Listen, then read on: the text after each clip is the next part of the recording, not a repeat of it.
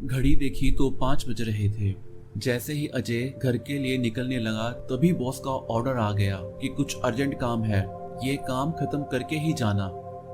अजय बेचारा बड़े बेमाने मन से काम करने लगा और सोचने लगा कि आज तो घर पर झगड़ा होना तय है।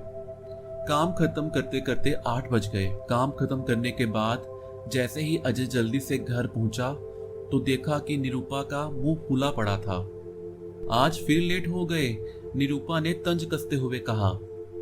हाँ, ऑफिस में कुछ काम आ गया था।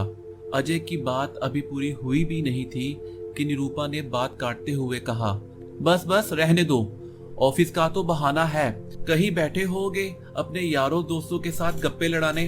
तुम्हें भला बीवी और बच्चों की क्या जरूरत है, हम तो बस घर पर ही सड़ते रहें। तुम्हें क्या, सुबह बोला भी था कि शाम को जल्दी घर आ जाना, मगर तुम्हें क्या, तुम अपना घूम फिर कर आओ और मैं बस घर बैठी तुम्हारी माँ की सेवा करती रहूं। ओहो निरूपा, क्या बात का बतंगड़ बना रही हो, कसम से ऑफिस में ही फंस गया था मैं, इसलिए नहीं आ पाया। अच्छा चलो सॉरी, कल पक्का शाम को जल्दी आ जाऊंगा और फिर मूवी देखने चलेंगे और डिनर भी बाहर ही करेंगे। जैसे तैसे करके अजय ने बात संभाली और निरूपा को मनाने की कोशिश की।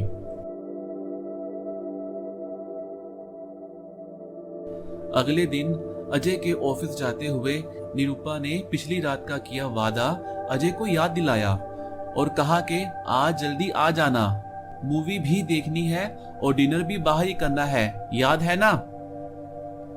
अजय ने कहा, हाँ भाई हाँ याद है, आ जाऊंगा जल्दी, बस तुम तैयार रहना। शाम को 5 बजते ही अजय जल्दी से ऑफिस से घर के लिए निकला, मगर ट्रैफिक भी आज ही जाम होना था। 20 मिनट का रास्ता 1 घंटे का हो गया। अजय बार बार यही सोच रहा था कि अब मूवी का टाइम तो निकल ही गया है, चलो कोई बात नहीं, बाहर घुमा फिरा लाऊंगा और डिनर भी बाहर ही करवा दूंगा, पर पहले जाकर मनाना पड़ेगा निरूपा को, वो तो इस टाइम जली भुनी बैठी होगी। जैसे ही अजय घर पहुंचा तो देखा कि दीदी और जीजा आए हुए हैं। बहन को देखते ही अजय खुशी के मारे सब कुछ भूल बैठा। अरे तुम कब आई छुटकी, आखिर भाई की याद आ ही गई तुम्हें, पूरे 1 साल बाद आई हो। हाँ भैया, इनको फुर्सत ही कहाँ मिलती है काम से, आज भी बड़ी मुश्किलों से मना कर लाई हूँ, तब कहीं जाकर ये आए हैं। अच्छा चलो कोई बात नहीं, अब आई हो तो 2-4 दिन रुक कर ही जाना। ना भैया, 2-4 दिन नहीं, बस आज रात रुकूंगी, कल इनकी मीटिंग है तो इनके साथ सुबह निकलना ही है। अभी ये सब बातें हो रही थी कि निरूपा चाय लेकर आई। चाय की ट्रे रखने के अंदाज से सबको ये मालूम हो गया कि निरूपा का मूड ठीक नहीं है। अजय ने चुपचाप देखकर इसे नजरअंदाज कर दिया और अपनी माँ, बहन और जीजे संग बैठकर बातें करता रहा, पर मन ही मन सोच रहा था कि अब मैं क्या करूं और कर भी क्या सकता हूं। 1 साल बाद बहन और बहनोई आए हैं, उनको छोड़कर जाना अच्छा तो नहीं, क्यों ना एक काम करूं, इन सबको ही बाहर डिनर पे ले जाता हूं, माँ भी खुश, बहन भी खुश, जीजा भी और बीवी भी। अजय उठा और निरूपा के पास रसोई घर में गया। निरूपा तो पहले ही बर्तन बजा बजा कर काम कर रही थी। अजय के आने पर बर्तन की आवाज और तेज हो गई। अजय ने समझाया और मनाने की कोशिश की, लेकिन निरूपा परिस्थितियों को समझना चाहती ही नहीं थी। उसे तो सारा दोष अपने पति का ही लग रहा था।